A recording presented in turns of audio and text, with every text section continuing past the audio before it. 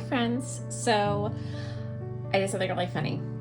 I just got this book in and I thought I videoed the whole setup of everything and explaining everything, and then I realized I never hit record. So I'm gonna go a different way because I've already done it. So what I had said is that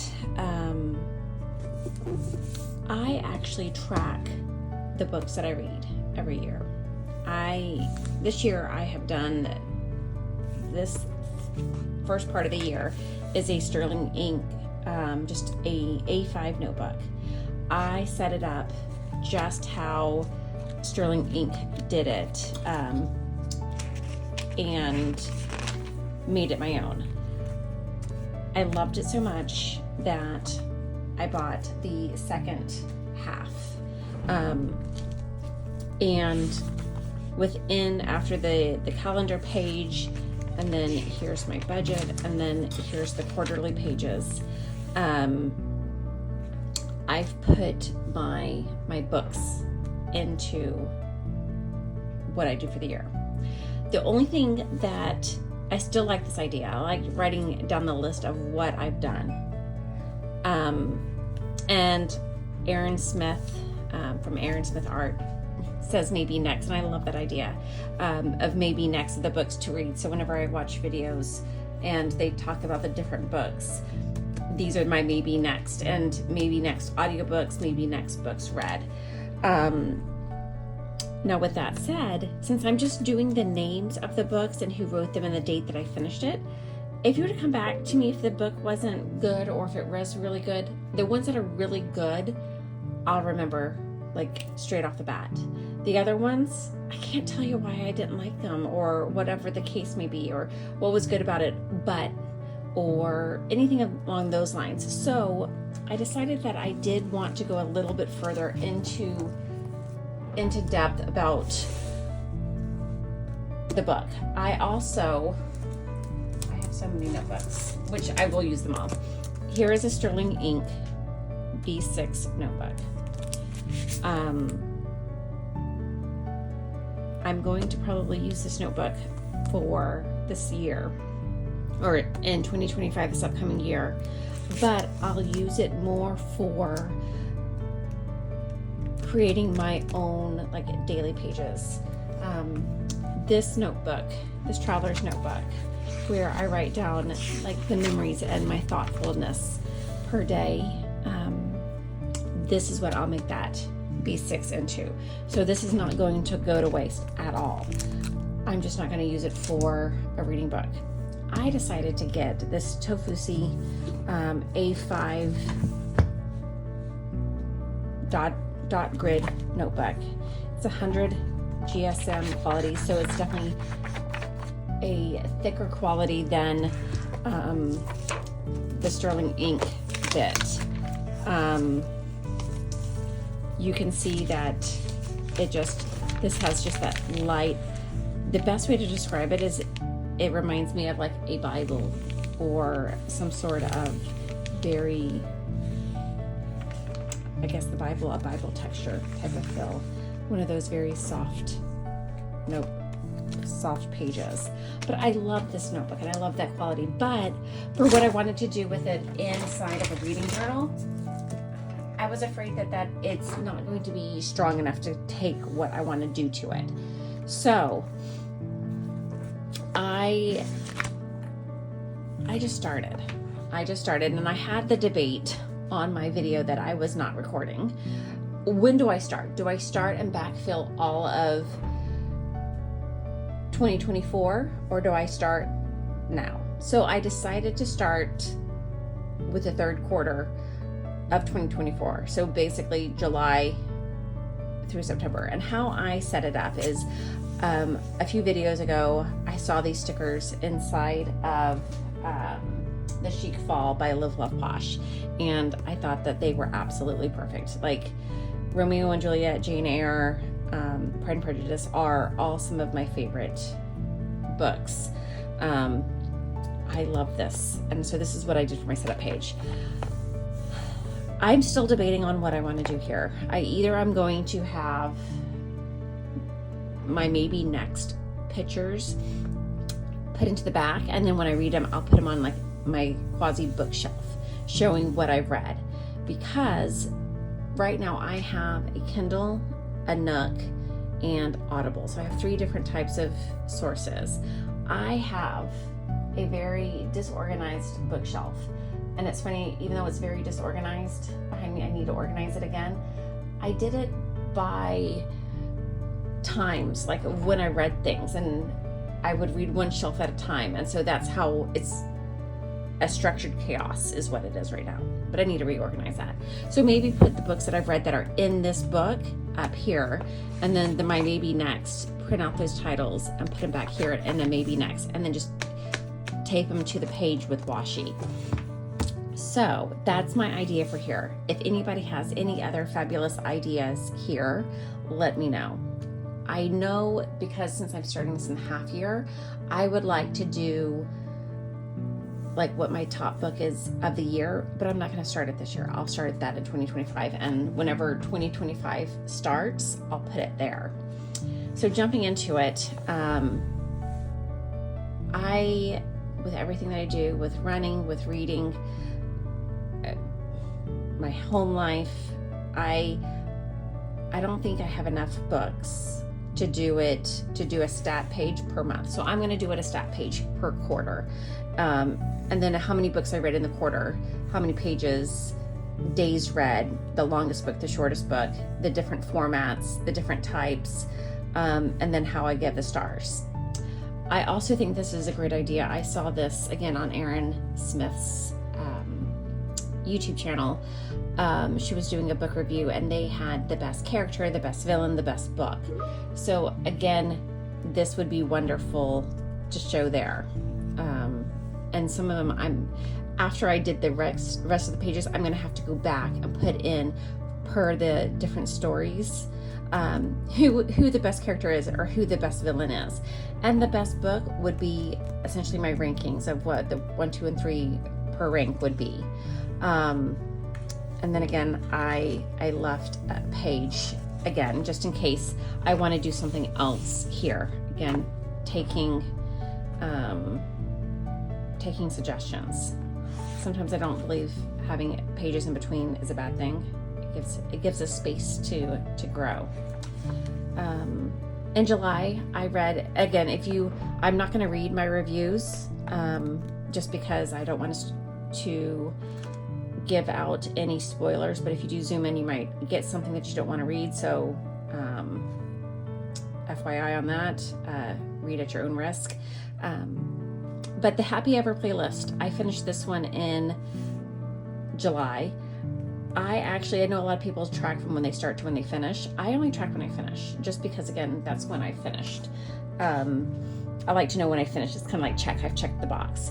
I decided that I wanted to know what kind of genre it is, how many pages, the book format, the type, like if it's a series or a single book, a standalone book, or part of a duology, and then the date that I finished. A quote that made me, that stood out to me in the book, and then the review of the book, again, that quick short synopsis, best part, least favorite part ratings. And actually, I forgot to do this in some of them. The best part, I might have to go back and put that in. And then the ratings. I actually, after much thinking about it, I decided this is how I'm going to break things up. 5 stars is I absolutely adored. It's the best thing ever. 4 stars, I really liked the book. 3 stars, I liked it. It's okay. 3 through 5 is ones that I would probably recommend out. 5, absolutely.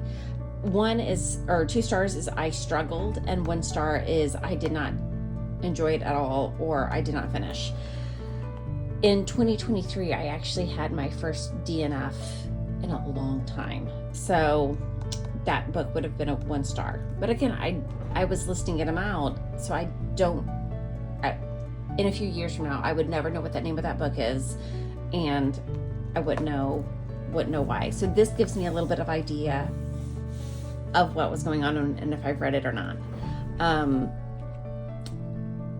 So this is the other book that I read in July, which is A River Enchanted by Rebecca Ross.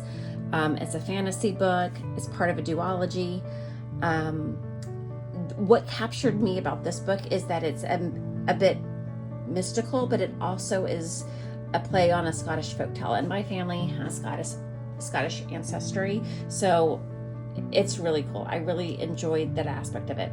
There were trigger warnings in it, which I'm okay with, but again, if I were to look back on it later in life or at a different point of life, they might not be so good. So again, I put that in there.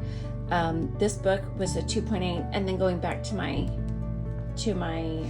star rating, it's not bad. The problem with this book is that it's classified as a YA, and I had a hard time with how it was written. It was not written for my current stage of life.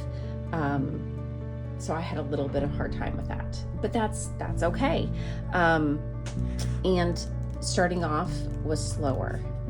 I read this book on my Kindle, so I actually had to read it. So it was a little bit harder. And I actually have my own little goal for my Kindle, is that I read at least 10 pages a day on my Kindle. And I think this one I struggled to get those 10 pages in every day, but I would stop at the 10 pages. So it's one of those books. The Endless Fire was worse because, again, I should have spaced them out. Again, I'm one of those who like to read books. If there's a duology, I like to read the first one, and then I like to read the second one. If there's a series, I like to read the whole series, because especially if I like the first one, and because they become my friends, they become who I really like. This one was a little bit worse because the communication between the characters, no one communicates. And if the character ages had been just a little bit older, so many other things could have happened. There could have been so much more twists and other things happening, but they spent so much time on the characters not communicating. Again, I'm not at all surprised about the 2.2 rating on this one. Again, the imagery is beautiful. I love the concept behind it. It just, if it had been all the characters shifted 10 years, it would have been great, because I think some of the struggle would have been taken out. And again, the quote, "If I am weak for wanting you, then let me embrace that weakness and make it my strength. And if you must haunt me, then let me haunt you in return." So there were some really beautiful parts to it, which made me dang it. But again, that's my August. Right now, I'm in the process on my audiobook, This Poor Heartless Hunter. And I did it in these crimson flowers because apparently in the British UK version of the book, it's actually called The Crimson Moth instead of The Heartless Hunter. I'm having a hard time finishing this one. It's actually a really good story, but again, very similar to Fire Endless. It's not made for, I'm 44, I'm about to be 45. It's made for those people in their early 20s, or somebody who doesn't read books straight through. They put them down and they wait months, because the author keeps going over and over and over again on some of the information, and listening to it might exacerbate how much he's doing it versus reading it. And I read, so again, it's a good story, but if they would take out what they keep reiterating, it would help it so much. I am almost finished this one for September, which is A Keeper of Enchanted Rooms, and I love the whole tropes of witches and spells and that parallel type of world to what we live in. This is that book. It takes place in the 1800s, and it's an enchanted house. And the house has characteristics of magic, and then there's people who have magic too. Again, this one I'm very happy with. It definitely is a well-needed reprieve from A Fire Endless. But again, I don't hate A Fire Endless nor the River Enchanted. It just not my cup of tea. But it was not worth it to DNF it. So this is where I'm at. And so the next book that I start would go right here. And hopefully I will almost finish A Heartless Hunter. I have about an hour left listening to that. And then this one I'm speeding through. So I'll finish this one probably this weekend. Because again, this one's actually really good. So I'm having a fun time with this one. But yeah, so sorry about that. I had a totally different view, a totally different way of looking at this. But like I said, I've been tracking my books in a list form, and I wanted a little bit more information, a little bit more insight of what I was reading and what everything is. So yeah, this is what I'm doing. I would love suggestions on what I should include. I know that there's a few people who have Etsy shops where stickers for libraries or tracking 100 books read. This book, this Tofu Ski book, I got from Amazon for like $10, and it has 160 pages or 320 double pages. So essentially I can get about 160 pages worth, so just shy of 160 books in here since I've already used a few pages, about 155 or so at this point. So I would love suggestions. If you had suggestions on what I could put in here, happy to take a look and see what I can get. Again, this is an A5 book. Again, with the astrology, it's October, or it's about to be October, and I am definitely a Libra baby, and this was fine. I don't mind this. I wasn't too particular. The one thing I will say about this, just from opening it, I already got like my fingerprints all over it. So if that bothers you, then this $10 book is not for you. I say $10, but it might be $10.99, so it might be $11 book on Amazon right now in the US. But still, it's nice. It's got like a pleather feeling. It feels good in the hand. It does have a strap here. I don't know if it does have a back pocket. Nope, no back pocket. So again, it's very much what I want. I will set up books whenever I do this. This is torn paper, and then I'm just using sticker books that I already have. And yeah, well, thank you so much for staying with me. And again, any feedback that you would love to give, I am happy to take it, especially if what I should do with my 2 blank pages up front. I would love your thoughts. Thanks so much. Have a great day.